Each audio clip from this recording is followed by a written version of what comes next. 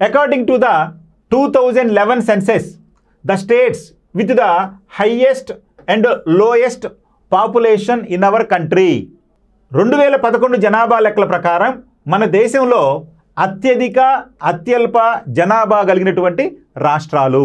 The highest and lowest populous states in our country according to 2011 census. అదేంటి ఇప్పుడు మనం 2025లో ఉన్నాం కదా. 2011 జనాభా లెక్కలు ఏంటంటే భారతదేశంలో అఫీషియల్గా కేంద్ర గణాంక శాఖ వారు ప్రతి 10 సంవత్సరాలకు ఒకసారి జనాభా లెక్కలు సేకరిస్తారు. ఆ విషయం మనకు తెలిసిందే. అయితే 2021లో సేకరించాల్సినటువంటి జనాభా లెక్కలను కొన్ని అనివార్య కారణాల వలన స్వీకరించడం జరగలేదు. సో దానికి బదులుగా ఇప్పుడు అంటే 2025 చివరి నుండి 2026లో ఈ జనాభా లెక్కలు సేకరించడం అనేది జరుగుతుంది. కానీ ఎప్పుడైతే ఈ అఫీషియల్గా జనాభా లెక్కలు సేకరిస్తారో దానినే మనం ప్రామాణికంగా తీసుకోవడం జరుగుతుంది. అందుకనే ఇప్పటికీ 2011కు సంబంధించినటువంటి ప్రశ్నలన్నీ వివిధ ఎగ్జామ్లు అడుగుతూ ఉంటారు. ఇప్పుడు 2011 ప్రకారం అత్యధిక అత్యల్ప జనాభా ఉన్నటువంటి రాష్ట్రాలు. అత్యధికం వెస్ట్ బెంగాల్, ఉత్తరప్రదేశ్, బీహార్, మహారాష్ట్ర.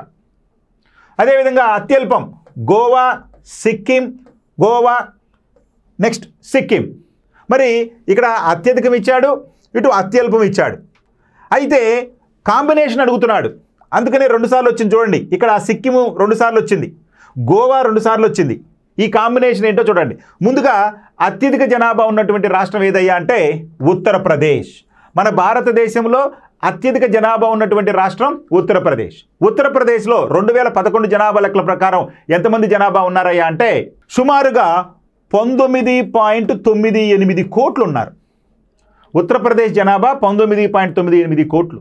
ఆ తర్వాత 2వ స్థానంలో మహారాష్ట్ర ఉంది, 3వ స్థానంలో బీహార్ ఉంది, 4వ స్థానంలో పశ్చిమ బెంగాల్ ఉంది. సో కాబట్టి ఇక్కడ ఉన్నటువంటి అత్యధికంగా తీసుకుంటే ఉత్తరప్రదేశ్. మరి ఇక అతి తక్కువ జనాభా ఉన్నటువంటి రాష్ట్రం తీసుకుంటే సిక్కిం.